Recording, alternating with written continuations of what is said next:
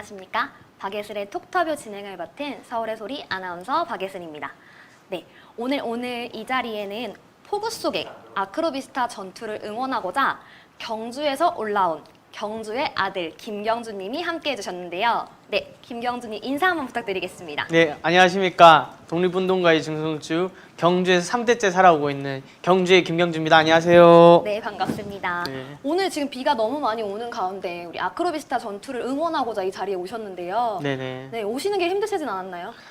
비가 엄청 오더라고요. 네. 그분 말고는 다 완벽했습니다. 아, 네. 어떻게 경주의 아들 이름까지 또한 김경주. 네. 와, 정말 완벽한 청년위원회장이세요. 네. 지금 현재 우리 김경주님은 경주시 지역위원회 청년위원회 위원장을 하고 계시고요. 네, 더불어민주당 소속의 지난 2022년 지방선거에서 비록 낙선했지만 더불어민주당의 경주시 의원으로 후보로 등록되셨던 우리 최연소 더불어민주당 국회의원으로 시의원으로 후보로 활동하셨던 분입니다. 네. 오늘 함께 이 자리 해주셨는데요. 사실 지금 현재 아크로비스타 전투에 대해서 알고 계시나요? 네, 지금 현재 양산의 문재인 대통령님에 대해서 심할 정도로 비난을 하고 있는 그 양산 집회에 반대하고 또 그런 집회가 이루어져서는 안 된다고 이야기하시는 것에 대한 반항으로 하고 계신 걸로 알고 있습니다. 네, 근데 윤석열 정부에서 윤 대통령이 사실은 방송에서 그렇게 얘기했었죠. 네. 시위에 대해서 네. 막을 생각이 전혀 없다라고 네네. 말씀하셨었는데 그 혹시 방송도 보셨나요, 뉴스도? 네, 분명 문재인 대통령의 양산 집회에 대해서는 집회의 자유가 지켜져야 된다고 말씀을 하셨으면서도 불구하고 아크로비스타에 있었던 그 집회에 대해서는 이루어져서는 안 된다고 하는 것은 상당히 이중적인 행보라고 볼 수 있죠. 그러한 나는 안 되고 너는 돼라는 그거는 이중잣대 내로남불이라 생각하고요. 그런 행보보다는 차라리 법적으로 이게 개인에게 큰 위해를 줄 수 있는 집회는 이루어져서 안 된다거나, 왜냐하면 이게 현재 하고 있는 행동들이 옳지가 않은 거거든요. 법치주의라고 하는 이야기 하에서 이 법에 따라서 행해져야지 그것을 넘어서서는 안 된다고 이야기하는 것은 상당히 이상한 게요. 행정부에서도 법을 만들 수 있고 입법부에서도 여당이 있어가지고 법을 만들 수 있는 상황이거든요. 그런 상황임에도 불구하고 난 지금 있는 법 그대로 지킬 거야 라고 하는 거는 옳지 않다고 보고요. 특히 법에 따른 거면 무조건 옳다라는 생각 자체가 저는 잘못되었다고 생각을 하는 게요. 그렇게 따지면 우리가 미국의 남북전쟁 이전에 있었던 노예 제도가 법적으로 합법이었잖아요.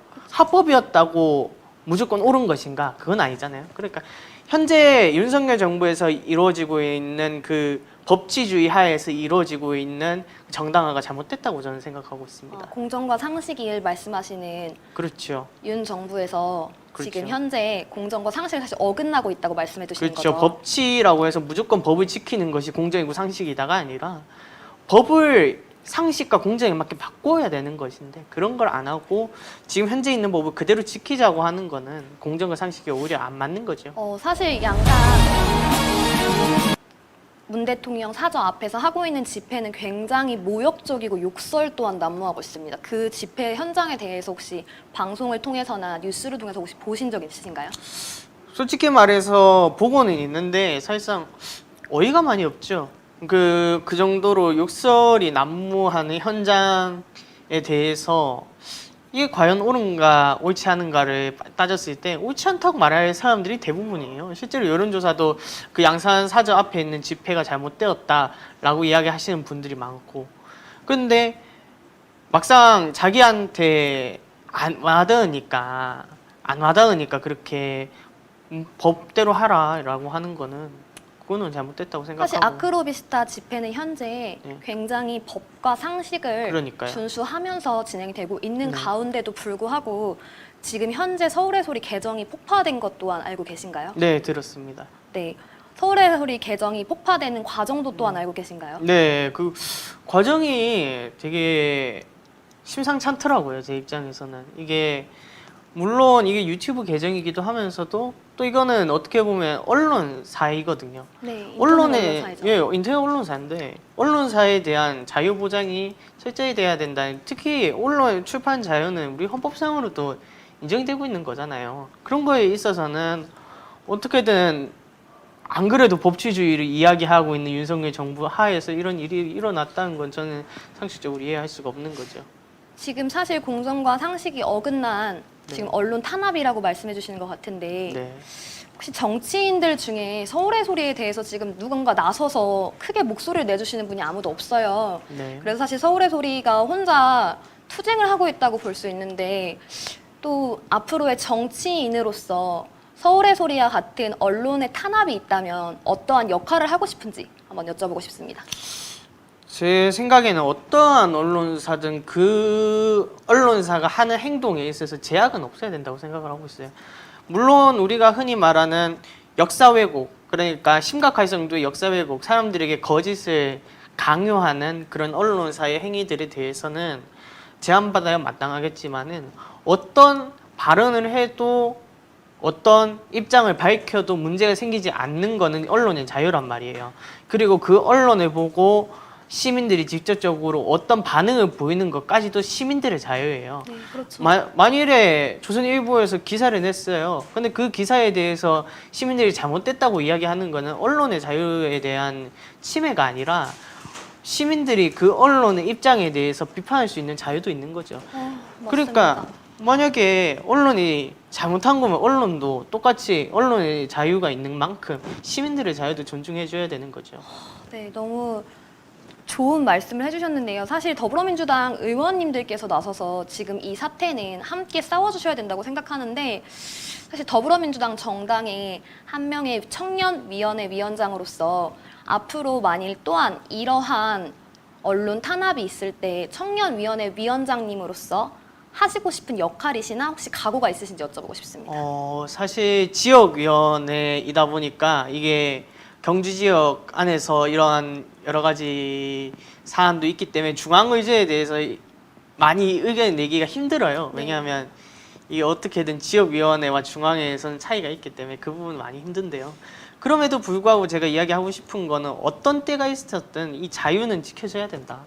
제가 앞으로 어떤 자리에 갈지도 모르고 어떤 역할을 할지는 모르겠지만은 저는 제 개인적으로는 언론의 자유, 그리고 시민들의 자유, 그리고 어떤 거에 판단할 자유, 그 모든 자유가 지켜져야 된다고 생각하고 있습니다. 네. 지역위원회 위원장이시기 때문에 청년위원장. 네, 청년위원장이시기 때문에 제가 하나 부탁드리고 싶은 거는 다른 타 지역위원회 청년위원장님들과 다 함께 연대해서 이 서울의 소리가 혼자 고군분투하고 있는 이 상황을 함께 싸워주셨으면 하는 바람이 개인적으로 있습니다. 부탁드려도 될까요? 괜찮죠. 네. 이제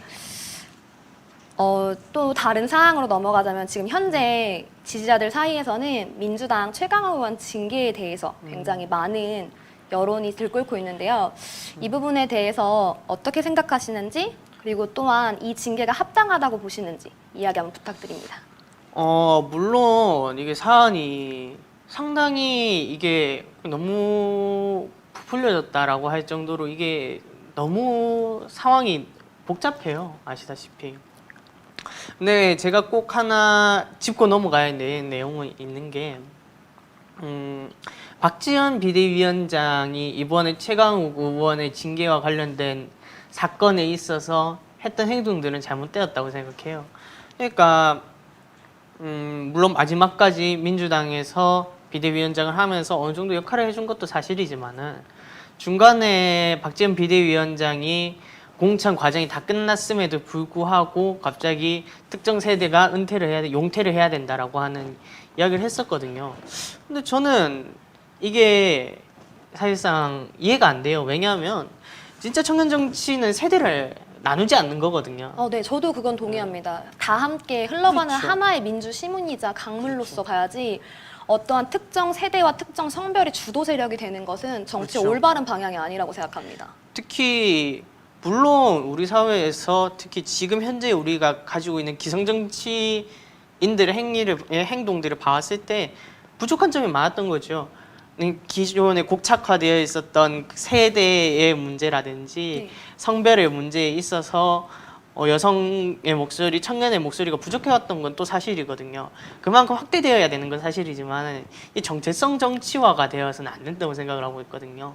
여성이 있다면 여성 나름대로도 존중받아야 되는 거고 남성 그렇다고 해서 여성이 존중받는다고 해가지고 남성이 비존중받는 건 아니거든요. 네, 맞습니다. 모두가 존중받을 수 있어야죠. 네. 청년이 존중받으면 어른도 존중받을 수 있어야 되는 거고 그런 것처럼 저는 제 생각은 청년이 보장받는 그만큼의 제도적인 무언가가 있다면 지금 현재 솔직히 말해서 청년만 이렇게 소외되어 온 게 아니라 노년층도 많이 소외되어 네, 있거든요. 맞습니다. 노동자, 주부 계층도 네. 우리 사회 속에서 많은 사람들이 있고 그 와중에서도 많이 차별받고 있고 실제로 정치적으로도 많이 이야기를 못 내는 계층들이 많아요. 네. 그 사람들이 보장받을 수 있게 하는 게 진짜 청년 정치인 거지 청년끼리 잘해보자라는 거는 청년 정치가 아니라고 생각해요. 청년 정치일수록 우리 사회에 있는 노동자 주부분들 대변할 수 있어야 되고 노동자 청년분들이 의회, 시의회 혹은 도의회로 나가신다고 하실 때 그만큼 더 지원을 해드리는 것도 청년의 역할 중에 하나라고 생각해요. 네, 너무 좋은 말씀을 들어서 지금 마음이 되게 울리고 있는데요. 사실 저도 이 부분에 굉장히 공감을 합니다. 지금 사실 사회의 약자인 계층에는 여성뿐만이 아니라 아동 그렇죠. 또한 포함됩니다. 그렇죠. 아동들은 국민의 하나의 주권자이긴 하지만 그 권리를 온전히 행사하지는 못하고 있고요. 그 부분에 대해서 앞으로 의원이 되신다면 더 많은 관심을 가져주실 거라고 믿습니다. 그거는 어떻게 될지 몰라요. 네. 제가 앞으로 잘 될 수도 있고 안 잘 될 수도 있어서 근데 기대가 굉장히 됩니다. 기대가 되시나요? 네. 다행이네요. 네. 앞으로의 세대에 굉장히 민주당의 좋은 청년 정치인이 될 거라고 믿고 응원하겠습니다. 감사합니다. 네. 이제 한번 우리 경준님 얘기 한번 들어보면서 할 텐데 네. 어떻게 해서 정치에 입문하게 됐는지 그 계기가 굉장히 궁금합니다. 저 같은 경우는 2014년 4월 16일에 있었던 세월호 참사가 네. 정치에 관심을 가지게 되는 계기였어요. 근데 초등학교 5학년이었거든요. 초등학교 5학년인데 솔직히 말해서 뭐 사건에 대해서 정확히 전말에 대해서는 그 당시에는 제대로 이해 못했던 것 같아요.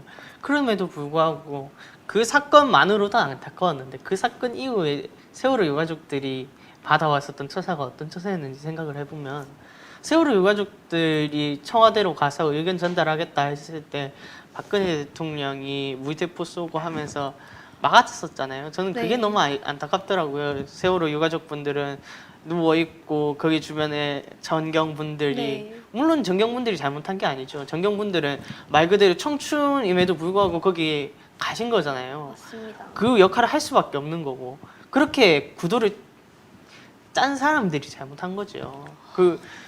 앞으로 그런 구도도 많이 바뀌어야 된다고 생각해요.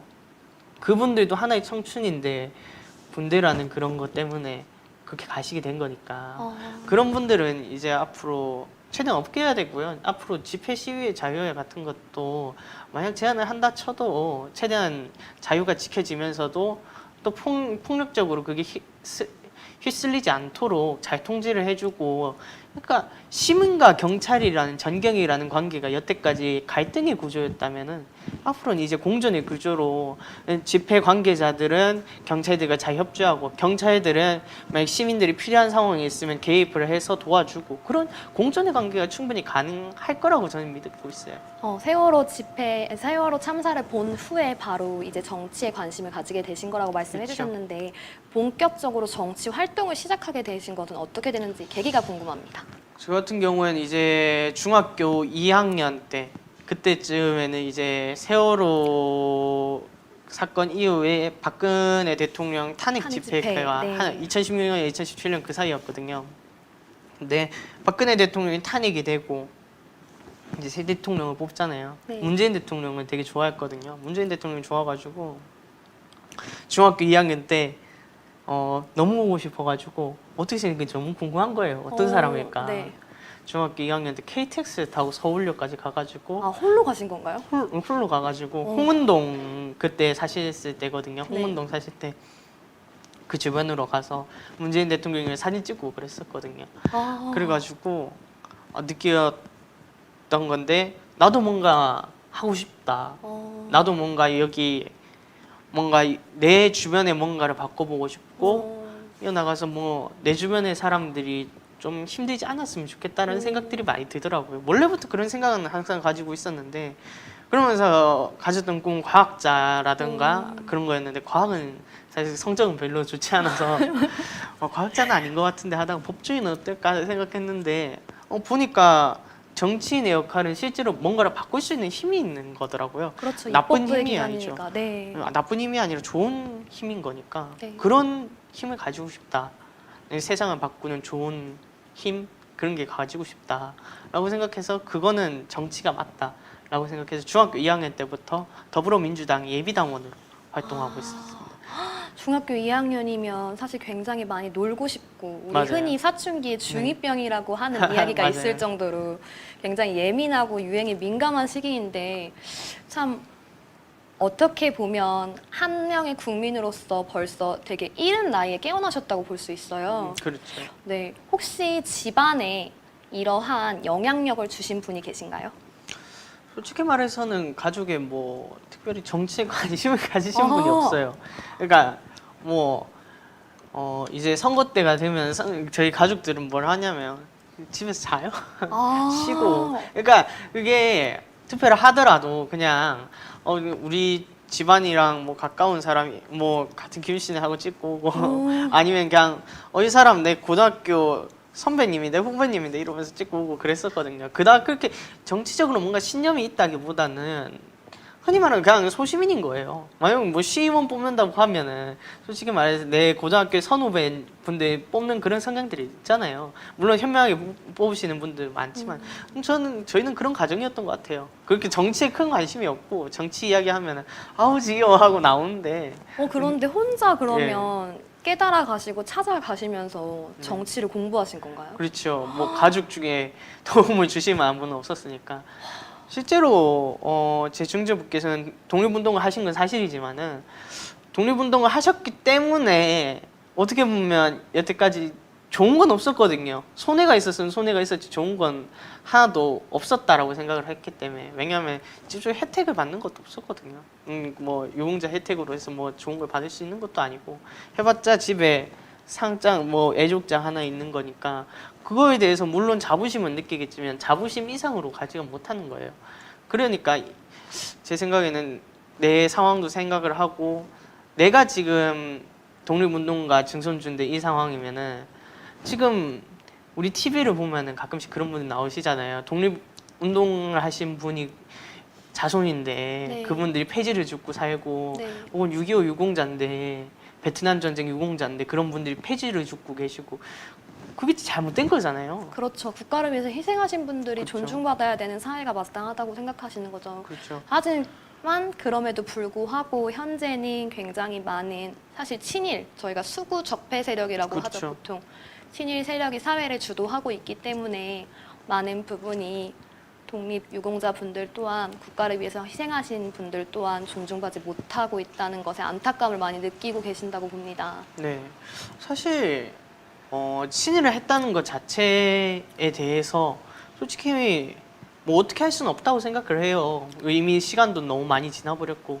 그런데 그렇다고 하더라도 그분들이 친일 행위를 하셨다는 그거 하나만으로 그분들이 부끄러움을 가지고 참여하는 마음으로 실제로 강동원 씨 보면 친일 하신 분의 후손이긴 하시지만은 실제로 독립운동가 유가족 분들한테도 계속 잘해주고 계시고 또 관련된 활동을 하고 계시잖아요. 그런 것처럼 행동을 하시는 반면에 친일의 후손임심에도 불구하고 나 친일했는데 부끄러운 거 없는데 나는 내 재산이 너무 좋은데 이렇게 이야기하시는 분들 보면 좀 안타깝기도 하고 그래요. 이 사회가 처음에 시작할 때부터 스타트 라인을 잘 끊고 했어야 됐는데 그렇게 하지 못했다는 게 너무 아쉽죠. 앞으로 우리 대한민국 사회가 다시 한번 바뀌려면 이 친일 세력분들이, 친일의 후손분들이 한 번은 국가의 모든 국민에게 사과를 하고 부끄러움을 느끼며 함께 연대해 나갈 때 그렇죠. 진정한 민주주의 사회가 된다고 생각하시는 거라고 봅니다. 네, 그렇죠. 사실 제가 놀랬던 거는 03년생이시더라고요. 네, 맞아요. 깜짝 놀랐습니다. 근데 그럼에도 불구하고 지방선거에서 더불어민주당 경주 시의원에 도전하셨습니다. 네네. 어떤 마음으로 그렇게 어린 나이에 불구하시고 네. 도전을 하게 되셨는지 너무 궁금합니다. 솔직히 말해서 제 가족이 오래 살아왔었던 도시거든요. 네. 뭐 할머니 같은 경우에 거기에서 오래 사셨고 할아버지 할머니도 다 거기 친할머니 친할아버지 거기서 다 자랐고 아빠도 그쪽에서 자라고 삼촌도 거기서 자랐거든요. 그 도시에서 내가 이 도시를 위해서 뭔가를 하겠다고 도전하는 거는 뭐 특별한 건 아니라고 생각해요. 솔직히 생각했을 때 네. 누구나 할 수 있는 도전이었고, 근데 물론 03년생이라는 것 자체에 사람들이 많이 놀라워할 수도 있고 새롭다라고 느낄 네. 수도 있는데, 제 생각은 이게 일반화될 수준으로까지 가야 된다고 생각해요. 네. 그러니까 뭐야 03년생이 출마를 했어가 아니야. 아 이번에 03년생 출마했네 정도로까지 느껴질 정도로 앞으로 사회가 많이 바뀌어야 된다고 생각해요. 네. 왜냐하면 당장 그 유럽에 있는 선진국에 있는 시장 시의원들 보면은 나이가 그렇게 많지 않은 분들도 많거든요. 당장 필리핀만 가더라도 한 시의 시장이 만으로 27살이에요. 네. 만으로 실랑이라는 도시의 시장이 27살이세요. 또 미국에서도 뭐 만으로 10대이신 분이 시장을 하기도 하셨고, 그런 걸 보면은 일종 카운티의 시장을 하시는 것도 있는데, 그러면 이게 일반화될 수 있어야 된다고 생각해요. 앞으로의 세상이 10대 후보자, 20대 후보자를 봤을 때 시각이 10대 후보자, 20대 후보자니까 다를 거야 라기보다는, 그러니까 오히려 더 새로운 시각으로 이 사람의 정책을 더 보고 이 사람이 어떤 인물인가에 대해서 더 봐야 된다고 생각해요. 앞으로 그러면 국민들께 바라는 것은 정치인을 바라볼 때 나이나 성별이 아닌 이 사람이 가지고 있는 정책, 그렇죠. 그리고 또 어떠한 정치적 정신을 갖고 있는가, 그렇죠. 이것을 바라봐 달라고 부탁하시고 싶은 거죠. 그렇죠. 네, 맞죠. 그리고 사회가 그렇게 변해 가야 된다고 생각하시는 그렇죠. 저도 그렇게 생각합니다. 그래야 더 좋은 정치인이 많이 나오고 정치 또한 더욱더 일을 하는 정치로 바뀌어갈 수 있다고 그렇죠. 생각합니다. 사실 좀 놀라운 결과는 우리 경주의 아들 김경주 청년위원회 위원장님이 지방선거에서 그래도 꽤 많이 득표를 하셔서 15%라는 네네. 득표율을 거두셨습니다. 앞으로의 큰 가능성이 기대되는데, 앞으로 경주시를 위해서 또한 네. 본인이 어떠한 각오를 가지고 계시는지 한번 여쭤보고 싶습니다. 저는 솔직히 말해서 경주에서 살면서 특히 이번 선거 기간에도 더 많이 느꼈었던 거는 내 주변에도 이렇게 어려운 사람들이 많았구나 하는 걸 느꼈어요. 사실 우리가 당장 길거리를 가보더라도 우리 주변에 리어카 아직도 끌고 계신 할머니도 계시고, 아니면 당장 힘든 생활이 있으시면서 집 없이 다니시는 분들도 있으시고, 신문지 하나를 집 삼아서 사시는 분들도 있으시고, 그런데 우리가 이미 그걸 충분히 알고 있잖아요. 알고 있고 우리 주변에 있다는 걸 인식하고 있는데도 그걸 바꿔야 된다는 인식까지 나가기는 어렵거든요. 그분들이 노숙인들을 위해서 앞으로 어떤 걸 해드릴까, 어떻게 바꿔나가야 될까, 그거에 대해서는 우리가 하기가 좀 힘들었어요. 앞으로 우리 민주당이 나가야 될 방향도 그런 거라 생각해요. 뭐 물론 거대 담론의 문제도 중요하겠지만은 여의도에서 이야기하는 것보다 우리는 길거리로 나가야 된다고 생각하고 있거든요. 네. 길거리에 있는 중소상공인 분들, 노숙자분들, 그런 분들에게 실제 삶이 나아지기 위해서는 어떤 걸 해야 될까? 이분의 삶을 더 나은 삶으로 바꿔드리기 위해 뭘 해야 될까? 그래서 정책을 만들고 법을 만들어서 그분들이 이제 사회에서 당당하게 살아나가실 수 있도록 하는 게 저는 목적이라 생각하고 있거든요. 지금 듣다 보니까 제가 느끼는 거는 우리 김경주 위원장님이 생각하시는 부분은 결국에는 국민의 삶이 정치다라고 그렇죠. 생각하시는 거죠. 삶이 나아져야 정치라는 네. 서비스직이잖아요, 정치. 그렇죠. 맞습니다. 일하는 정치인. 네. 관리직이라고 생각하는 사람들이 많아요. 이게 뭐 정치는 뭐 어떻게 경영을 해야 되고 뭐 그런 게 아니라 서비스직이에요, 말 그대로. 민원 있으면 민원 들어주고, 잘못된 정책 있으면 잘못된 정책 고쳐주고, 그거는 서비스직이죠. 정치 서비스직이기 때문에 항상 당원분이든 지지자분이든 지지하지 않으시는 분이든 그분들에게 맞게 더 나은 정치인 될 수 있도록 노력해야 되는 거죠. 앞으로 민주당이 쇄신해야 될 방향과 개혁해야 될 방향이 어떠한 방향이라고 생각하시는지 한번 구체적으로 여쭤보고 싶습니다. 저 같은 경우는 물론 요즘 최근에는 지방자치단체 그러니까 광역부의 자치단체를 보면 대부분 생활임금제를 하기로 했거든요. 생활임금제라는 게 현재 있는 최저임금제랑 다르게 한 사람이 살아갈 때 최소한 생활이 이 정도 돼야 살아가 나갈 수 있다라고 하는 보장될 수 있게끔. 보장될 수 네. 있다라고 하는 임금제인데 그게 20대 국회 때 법안에 발의를 했었는데 안 됐었거든요. 물론 광역자치단체별로 그게 조례로 해가지고 하긴 했지만은 법으로 만들어진다는 거는 또 다른 방향이거든요. 그렇죠. 저는 노동자 주부 그런 분들이 실질적으로 살아나갈 수 있을 만큼 그 생활임금제를 해가지고 법제화시키는 것도 엄청 중요한 문제라고 생각해요. 네. 그렇게 해야만이 이게 법으로 인정된다는 것은 매우 큰 일이거든요. 그리고 또 하나의 정치적인 문제로 나아가자면 이제 우리가 지금 지금 전국 정당 명부식 연동형 비례대표제를 선택하고 네. 있거든요. 그러니까 전국에서 따져가지고 몇 퍼센트 받으면 비례대표 의석이 몇 네, 석까지 몇 이런 석까지, 식으로 네. 되고 있는데 이게 우리나라가 아직도 지역주의가 현실화되고 있는 건 사실이거든요. 그걸 부정할 수가 없잖아요. 그러니까 앞으로 이제 권역별로 묶어가지고 그걸 연동형으로 하면 좋지 않을까 생각하는 게 영남이면은 영남에서 물론 의석수는 없겠죠. 지역구 의석수는 없겠지만은 득표율을 따져가지고 정당 득표율을 따져가지고 만약 영남권에 이 정도 표가 나왔다. 그리고 여기 지역구가 몇 석이 있고 해가지고 여기 만약에 퍼센트가 있으면은 그게 대표성이거든요. 영남 지역에도 민주당 의원이 나올 수 있는 거고 호남 지역에도 만약 득표를 해가지고 실질적으로 하게 되면은 호남 지역에도 만약에 이자라면 계속 할 수도 있는 거고 못하면 나가는 것처럼 지역구가 아닌 방식에서도 할 수 있도록 하는 거니까 권역부의 연동형 비례대표제가 되면 그런 지역주의도 깨질 수 있다고 저는 생각하고 있거든요. 그런 식으로 권역부의 연동형 비례대표제가 진행되었으면 좋겠습니다. 지금 지지층들이 가장 관심이 많은 것은 민주당 전당대회이고요. 네, 전당대회에서 현재 진행되고 있는 권리당원과 대의원 제도 그리고 일반 국민의 표의 등가성에 대해서 굉장히 지금 권리당원들이 많이 목소리를 내고 있는데 지금 혹시 권리당원 분들이 함께 서명운동을 하시고 또한 집단 지도체제 반발 집회를 하고 계시는 것 또한 알고 계시나요? 네, 알고 있습니다. 특히 저는 집단 지도체제에 대해서 이야기를 하고 싶은 거는 집단 지도체제는 결국에 어떻게 되든 개파 나눠먹기밖에 안 됩니다. 솔직히 말해서. 네, 맞습니다. 실제로 뭔가 일하는 사람들을 뽑거나 하기보다는 그냥 개파별로 몇 석 가져가는 거예요. 그거 말고는 안 나와요. 물론 득표율 1위가 사실상 당대표 의장 자리에 오르는 건 사실인데 그거 말고는 사실상 봤을 때 그냥 개파별로 나눠먹기 하는 것밖에 안 되거든요.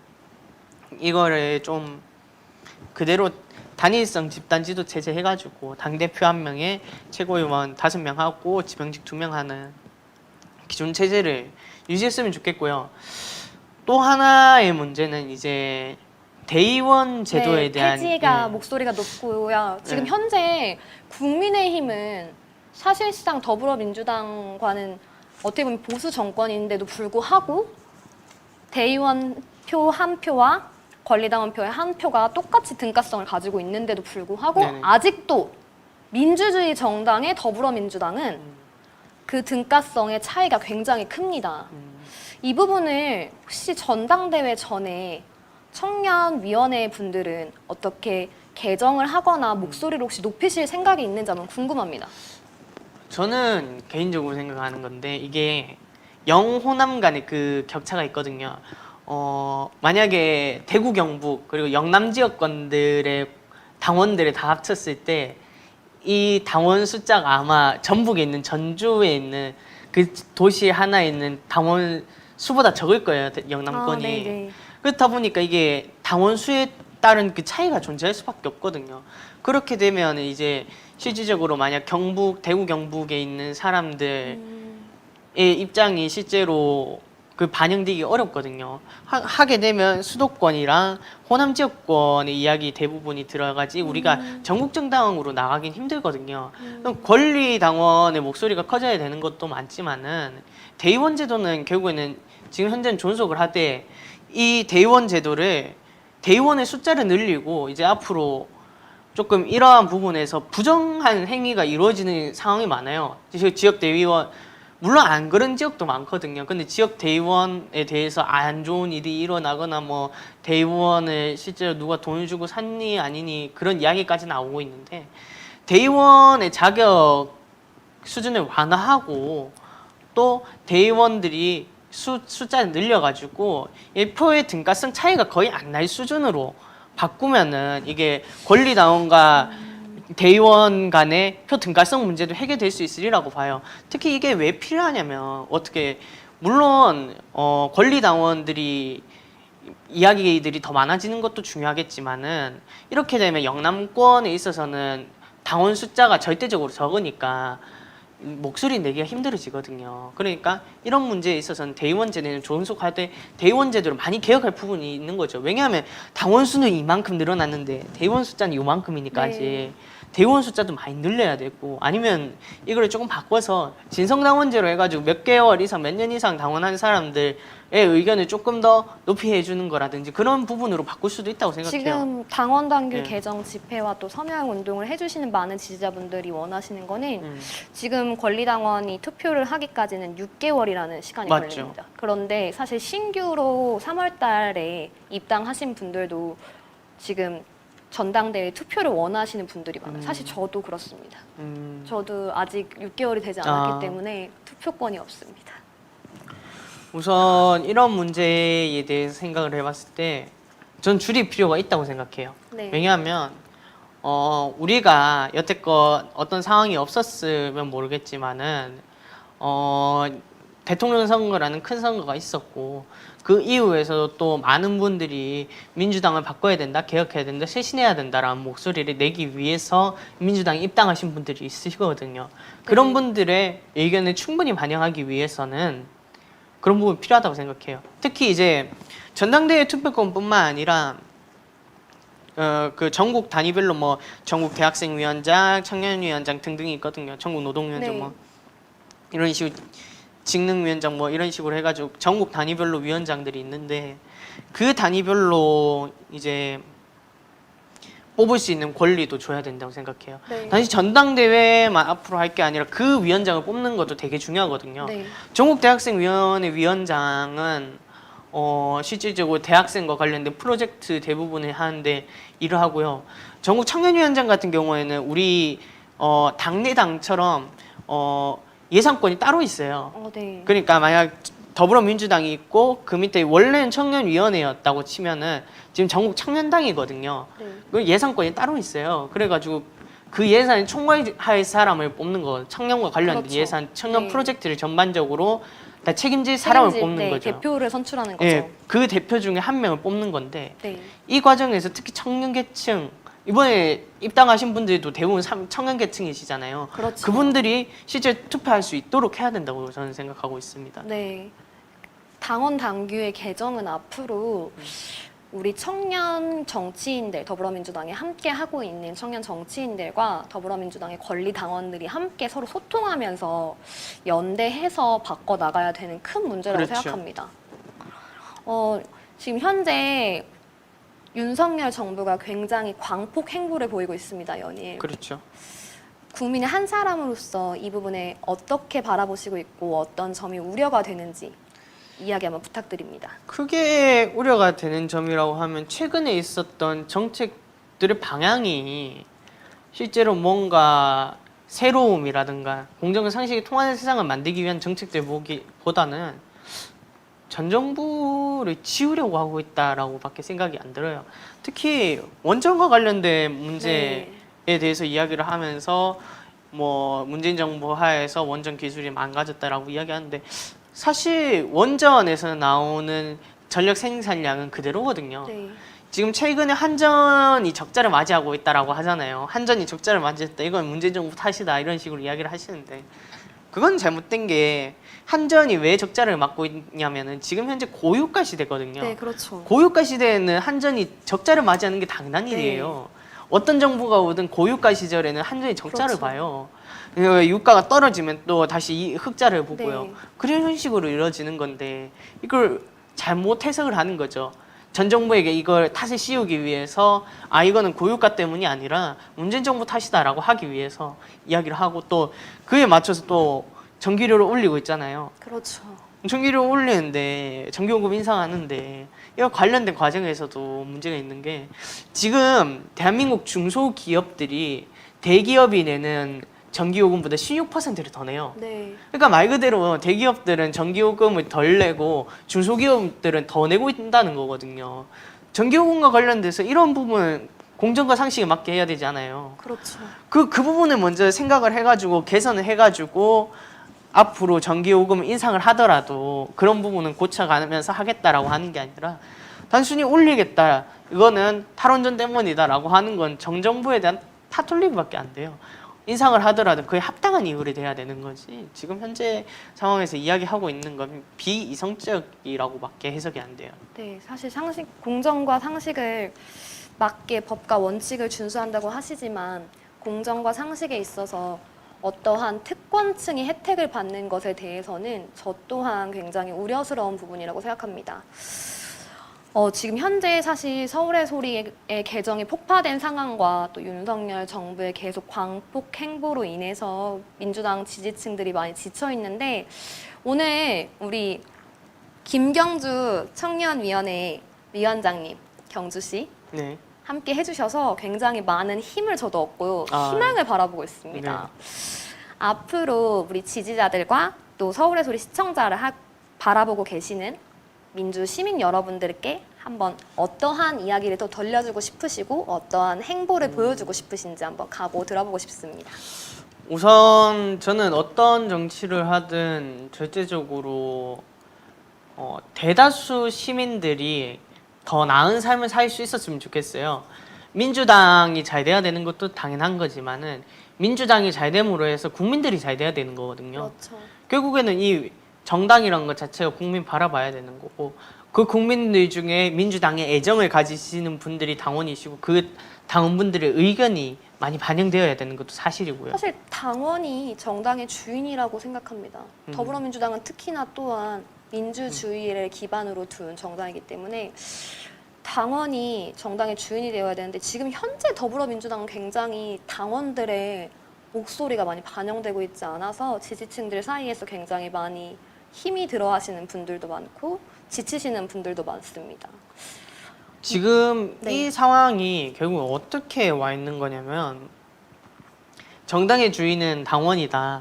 그러면 국민은 어떻게 되는 거냐라고 이야기하시는 분들이 네. 많은데 이게 지금 그분들이 그렇게 이야기를 하시는 이유가 지금 민주당의 대부분의 이들은 당보다 중앙위원회, 중앙상무위원회 거기에서 해결되는 경우가 많아요. 대부분의 일들이. 네. 그렇게 돼서는 안 되거든요. 중앙상무위원보다 그렇죠. 당원들 결정이 1차적으로 하고 그 이에 국민들에게 바통을 터치해주는 그런 역할을 해야 되는 거지. 무조건 당원의 역할이 조금 많아져야 된다라고 해서 그게 국민을 무시하는 건 또 아니거든요. 당원들의 이야기가 지금 중앙상무위원회뿐만 아니라 중앙상무위원회뿐만 아니라 모든 당원들이 참여해서 이야기를 할 수 있도록 하고 그 이후에 바통을 터치해야 된다라고 하면 당원과 국민이 함께 해야 되는 문제인 거지. 무조건 이건 당원들에게 하자. 중앙상무위원회 말고 당원들이 하자라는 문제에 대해서 네. 국민은 어쩌라는 거냐라고 이야기를 하는 거는 제 입장에선 이해가 많이 안 가고요. 앞으로 이 민주당도 많이 변해야 된다고 생각해요. 많이 변해서 국민이든 당원이든 그분들 모두가 행복할 수 있게끔 공존할 수 있게끔 좋은 정책 내야 되고 좋은 방향성을 띄어서 우리 민주당뿐만 아니라 많은 사람들에게 긍정적인 에너지를 전달할 수 있는 정당이 되었으면 좋겠습니다. 네, 지금 저도 옆에 있는데 굉장히 긍정의 에너지를 많이 받고 있습니다. 감사합니다. 지금 사실 폭우가 내리고 있는데요. 폭우 속에서도 아크로비스타 앞에서 집회를 하고 있는 우리 민주 시민들과 우리 서울의 소리 팀에게 혹시라도 하시고 싶은 말씀이나 전달하시고 싶은 메시지가 있다면 응원의 메시지 한번 부탁드리겠습니다. 우선 제일 크게 이야기 드리고 싶은 거는 결국에는 이게 우리가 가는 방향성, 그러니까 민주 시민들의 방향성은 옳다고 저는 생각하고 있거든요. 옳다고 생각하고 있고 옳기 때문에 제가 더불어민주당의 당원으로서 일하고 있고 또 경주지역위원회 청년위원장으로 일하고 있다고 생각하고 있거든요. 그 방향성을 위해서 하루하루 더 나은 민주당을 위해서 노력하시는 모든 분들이 너무너무 존경스럽고요. 저는 앞으로도 이런 방향성을 계속 지켜나가셔서 앞으로 민주당에는 쓴소리 할 때 있으면 쓴소리 계속 해주시고 칭찬할 거 있으면 칭찬해 주시고 포지티브한 에너지들, 네거티브한 말고 최대한 포지티브한 이미지로 해가지고 앞으로 당뿐만 아니라 전국에 있는 포지티브한 에너지들을 뿌릴 수 있는 그런 정당이 됐으면 좋겠습니다. 네, 서울의 소리 팀과 우리 지금 포구 속에서도 우리 전투를 치르고 있는 예. 민주시민분들에게 지금 응원의 메시지 주셨는데 저는 개인적으로 국회뿐만 아니라 더불어민주당의 정당이시고 또 당원이시고 청년 정치인으로서 정치인 분들 또한 함께 해 나가야 되는 방향이라고 생각하는데 이 부분에 대해서 어떻게 생각하시는지 궁금합니다. 100% 동감합니다. 네. 저는 앞으로의 어떤 일이든 청년 정치인들이 기성 정치 때문에 못 해왔었던 기존 정치 문법과 다른 말을 조금 해줬으면 좋겠어요. 특히 기성 정치인들이 해왔었던 말은 어떻게 보면 국민을 가르치려는 듯한 의도의 목소리가 꽤나 있었던 거거든요. 네. 근데 이제는 우리가 과거처럼 교육 시스템이 제대로 안 돼 있는 것도 아니고 요즘 초등학교, 중학교 가보면 민주시민교육회라고 해가지고 다 받아요. 근데 그만큼 우리 수준은 더 올라가고 있단 말이에요. 국민들의 수준이 높아져 가고 네. 있는데 정치 수준은 계속 아래로 내려가는 듯하다라고 느끼는 순간들이 많거든요. 네. 앞으로 이제 국민들의 수준에 맞게 정치도 조금 더 나은 방향으로 갈 수 있었으면 좋겠습니다. 뭐 물론 뭔가 목소리를 내야 될 때 확실히 목소리를 내야 네. 되지만 그렇게 하되 이제 우리 민주당의 색깔을 잃지 않으면서도 또 기성정치 문법과는 다르게 개혁과 혁신을 많이 이끌어줬으면 좋겠습니다. 청년 네. 정치인분들이. 오늘 함께 해주셨는데 포구 속에서 이제 아크로비스타 혹시 전투 상황에 혹시 함께 참전해 주실 용의가 있는지 한번 여쭤봐도 될까요? 네, 시간이 나면 무조건 가야죠. 네, 기대하고 있겠습니다. 네. 그리고 우리 지금 오늘 한번 함께 시청해 주실 시청자분들과 또한 많이 지쳐있는 민주 시민 여러분께 우리 김경주 위원장님이 한 말씀 해주시면 좋을 것 같습니다. 뛴 선수라서 어떻게 보면 죄인의 심정입니다. 대선도 졌고요. 지방선거도 졌습니다. 특히 저 같은 경우는 대선 때는 경주시 지역 선거대책위원장이었고 이번 지방선거에서는 경주시의원 후보라서 조금 당분들께 너무나 미안한 마음이 큽니다. 미안한 마음이 크고요. 이게 이제 민주당이 앞으로 제대로 나아가야 되고 더 좋은 방향으로 가기 위해서는 다른 분들보다도 우리 민주당을 응원하시는 지지자분들 그리고 당원분들이 방향성을 제시해 주실 수 있다고 생각해요. 여태까지 정치만 한 사람들이 뭔가 좋은 세상을 만들었던 적은 없고 좋은 세상을 항상 만들어 왔던 건 국민이고 우리 민주당이 당원으로 일해오면서 여러 가지 헌신을 해주신 분들이 바꿔왔던 거거든요. 그 바꿀 수 있는 그 에너지를 앞으로 당원분들이 많이 전달해 주셔가지고 앞으로 우리 민주당이 더 좋은 방향, 더 나은 정당으로 나갈 수 있도록 많이 조언해 주시고 쓴소리 할 땐 쓴소리 해주셨으면 좋겠습니다. 네, 우리 서울의 소리 시청자 여러분 그리고 또한 민주 시민 여러분, 경주시 지역위원회 청년위원회 위원장 우리 김경주님 잊지 않고 기억해 주시기 바라고요. 현재 지금 이 폭우 속에서도 서울의 소리와 많은 민주 시민들이 아크로비스타 앞에서 집회를 하며 전투를 치르고 있는데 우리 두려움을 용기로 바꾸고 행동하는 양심으로서 함께 해주시면 더욱더 큰 희망과 에너지를 얻게 될 것 같습니다. 오늘 함께 해주신 우리 김경준님 감사드립니다. 네, 감사합니다. 네, 그리고 시청해주신 시청자 여러분 감사드립니다. 감사합니다.